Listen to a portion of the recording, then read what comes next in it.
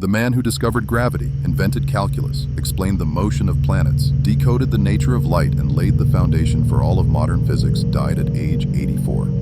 A virgin. He never kissed a woman, never held hands romantically, never experienced sexual intimacy of any kind.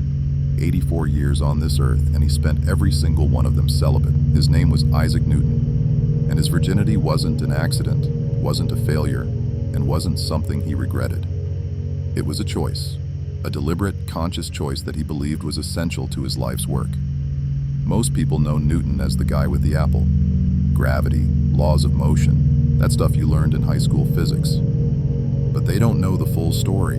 They don't know about the years of obsessive solitude, the absolute rejection of normal human connection, the terrifying intensity with which he pursued truth, and they definitely don't know about his belief that sexual activity would destroy his capacity to think. Today, we're going into the life of history's most famous virgin genius. We're going to explore what he said about celibacy, what his contemporaries observed, and what we can learn from a man who sacrificed everything normal people want for something most people can't even imagine. Isaac Newton was born in 1642 in a small village in England. His father died before he was born. His mother remarried and essentially abandoned him to be raised by his grandmother. From the very beginning, Newton was alone, and he seemed to prefer it that way. As a child, he didn't play with other children. He built models, windmills, water clocks, sundials, mechanical devices of astonishing complexity for a boy his age. While other kids were running around playing games, Newton was in his room, alone, building miniature machines and trying to understand how things worked. This pattern continued into university. At Cambridge, Newton was a loner. He had almost no friends. He didn't participate in social activities. He didn't drink in taverns or chase women like other young men. He studied, obsessively. Mathematics, natural philosophy, alchemy, theology. 18, 20 hours a day sometimes. Forgetting to eat, forgetting to sleep. Completely absorbed in problems that no one else even understood existed. There are accounts of Newton walking across campus so lost in thought that he would forget where he was going.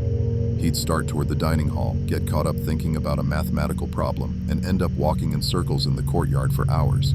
His mind was always somewhere else, somewhere most people couldn't follow. During the plague years of 1665 to 1666, when Cambridge closed and students were sent home, Newton spent 18 months in complete isolation at his family's farm. No distractions, no obligations, no human contact beyond the bare minimum. In those 18 months, the 23-year-old Newton invented calculus, discovered the laws of motion, developed the theory of universal gravitation, and conducted groundbreaking experiments on the nature of light and color. 18 months, alone, and he changed the course of human knowledge forever. This is the pattern of Newton's entire life. Isolation, obsession, breakthrough, isolation, obsession, breakthrough, over and over for decades. Now let's address the obvious question. Was Newton actually celibate by choice, or was he just socially incompetent and unable to attract women? The evidence suggests it was absolutely a choice. Newton wasn't ugly or deformed.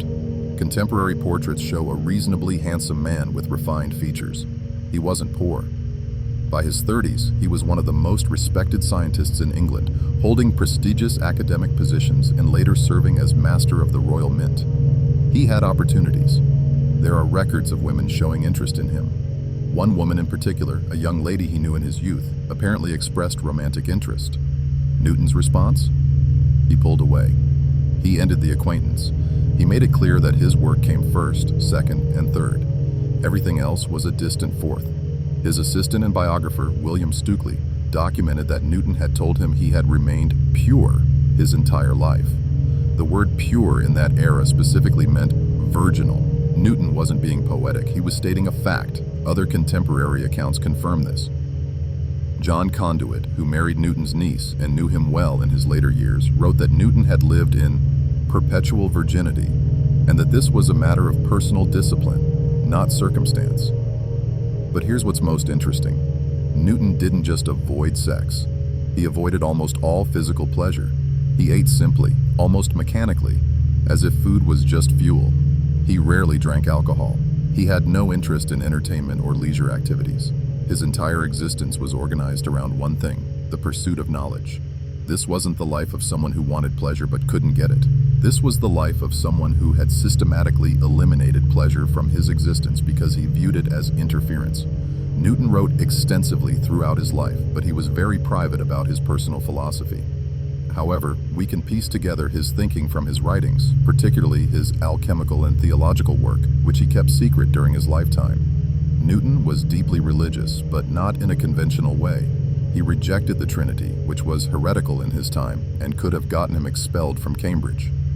His God was a God of order, mathematics, and natural law. And Newton saw his scientific work as literally decoding the mind of God. In his alchemical writings, Newton repeatedly uses the language of purity and contamination. He writes about the need to purify substances, to remove impurities, to refine materials to their essential nature. This wasn't just chemistry, this was philosophy. Newton believed that truth could only be discovered through purity. And for Newton, sexual activity was the ultimate impurity, not morally. Newton wasn't a prude worried about sin. He was concerned with clarity of mind. He believed that sexual activity clouded thinking, introduced emotional chaos, and diverted the vital energy needed for deep intellectual work. In his personal notes, Newton describes the mind as a kind of vessel that must remain clean and undisturbed for truth to enter. Sexual desire, in his view, disturbed the vessel.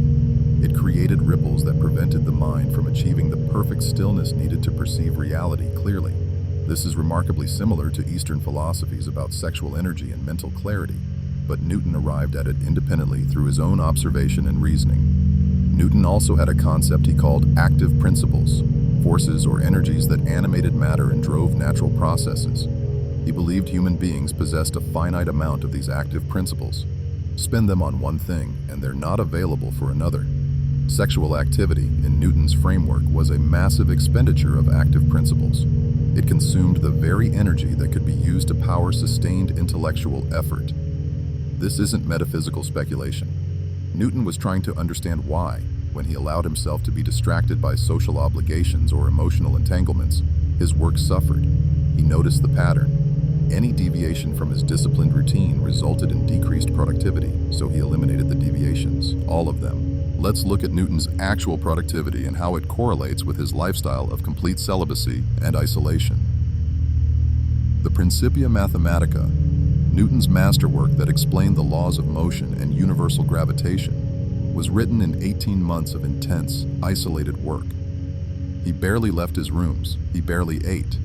He worked day and night with singular focus. His friend and colleague Edmund Halley later said that during this period, Newton seemed almost possessed, not by demons, but by something higher. Halley described Newton's mind as operating at a level beyond normal human capacity. This wasn't a one-time event. Newton's pattern was to withdraw from the world for extended periods, sometimes months or years, and emerge with work that fundamentally changed human understanding.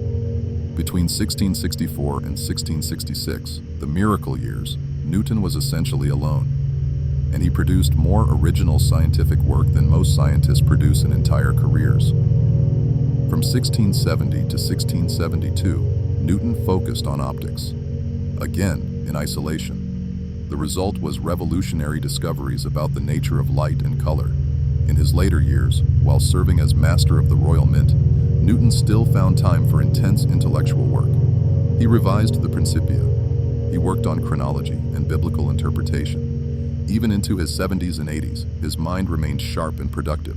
Compare this to his few periods of social engagement. When Newton became involved in disputes with other scientists, particularly Robert Hooke and Gottfried Leibniz, his productivity dropped. The emotional energy consumed by these conflicts, the mental space occupied by anger and defensiveness, all of it interfered with his work. Newton noticed this, and each time he withdrew further into isolation. There's also the famous nervous breakdown of 1693 when Newton was 50. He suffered from insomnia, paranoia, and what appeared to be a complete mental collapse. He wrote bizarre, accusatory letters to friends. He couldn't work. What caused it? Historians debate, but one theory is that Newton had briefly attempted something approaching normal social life. He'd developed a close friendship with a younger man named Nicolas Fatio de Duillier. The relationship, whatever its exact nature, was emotionally intense. When it ended, Newton broke down. It's as if his entire system, built for solitude and emotional detachment, couldn't handle the stress of actual human connection. After he recovered, he became even more isolated than before. So what can modern men learn from Isaac Newton's example? What does the life of an 84-year-old virgin genius teach us about the relationship between sexual discipline and extraordinary achievement? First, Newton demonstrates that celibacy isn't just possible, it can be the foundation for a life of historic significance. Modern culture insists that sexual fulfillment is necessary for human flourishing. Newton's life is a direct refutation. He flourished, intellectually, professionally, and in terms of impact. Newton achieved more than virtually anyone in human history. Without sex, without romance, without any of it. Second, Newton shows us what complete focus looks like. Not work-life balance, not moderation, not having it all. Complete, total, uncompromising focus on a single purpose. Every distraction eliminated, every pleasure sacrificed, everything optimized for one goal. This is uncomfortable for modern people to contemplate. We want to believe we can have meaningful relationships, active sex lives, social connections, hobbies, entertainment, and still achieve greatness. Newton's life suggests otherwise, at least for certain kinds of greatness, the kind that changes civilization. Third, Newton exemplifies the connection between solitude and original thought. Truly original thinking doesn't happen in collaboration. It doesn't happen in meetings or brainstorming sessions. It happens alone, in silent concentration, over extended periods. Newton's greatest insights came when he was completely alone. No distractions, no other voices in his head. Just his mind wrestling with problems that no one had solved before. Sexual and romantic relationships, by their nature, mean you're never truly alone. There's always another person's needs, desires, and energy affecting you. Fourth, Newton illustrates the concept of finite energy. You have a limited amount of mental, emotional, and physical energy each day. Newton understood that every joule spent on social interaction, romantic pursuit, or sexual activity was a joule not available for the work he considered important. He made a ruthless calculation. The satisfaction of sex and relationships couldn't possibly compare to the satisfaction of understanding the fundamental laws of the universe. So he chose accordingly. But we also need to acknowledge the cost. Because Newton's life, while historically significant, was also profoundly lonely and, by most measures, unhappy. Newton had no children to carry on his legacy, no wife to comfort him in old age, no close friends to share his triumphs with. His relationships were transactional at best, hostile at worst. He died alone, tended by servants and distant relatives who barely knew him. His personality was difficult. He was petty, vindictive toward rivals, unable to forgive slights. He held grudges for decades. The same intense focus that made him a genius also made him incapable of the flexibility and empathy that normal relationships require. Was he happy? Probably not, in the conventional sense. He suffered from anxiety, paranoia, and what we would now recognize as symptoms of mental illness. His letters reveal a man constantly anxious about his reputation, his priority of discovery, his place in history. So the question isn't whether you should be like Newton. The question is, what are you willing to sacrifice, and what do you want in return? Newton sacrificed everything normal people value: love, family, friendship, pleasure, peace of mind. For one thing, understanding. For him, that trade was worth it. He genuinely preferred thinking about planetary motion to any human connection. He truly found more satisfaction in solving mathematical problems than he would have found in a woman's embrace. Are you like that? Most men aren't. Most men need connection, need intimacy, need the softness that only comes from another human being. But some men are different. Some men feel the same pull Newton felt. The pull toward something larger, harder, more significant than personal happiness. And for those men, Newton's example is permission. Permission to make the choice that everyone else will call crazy. Permission to sacrifice what others worship for something they can't even understand. Here's the final thing to understand about Newton. He wasn't motivated by self-denial or asceticism or religious guilt. He wasn't punishing himself. He was optimizing himself. Newton looked at his life like an engineering problem. What inputs create the best output? What variables need to be controlled? What factors interfere with the desired result? He ran the experiment on himself, and he found that celibacy, isolation, and obsessive focus produced revolutionary scientific discoveries. So he kept those variables constant for 84 years. This is why his example is so powerful. It wasn't ideological, it was empirical. He tried it, it worked, so he kept doing it. Modern men can apply the same experimental mindset. You don't have to commit to lifelong celibacy, but you can test the hypothesis.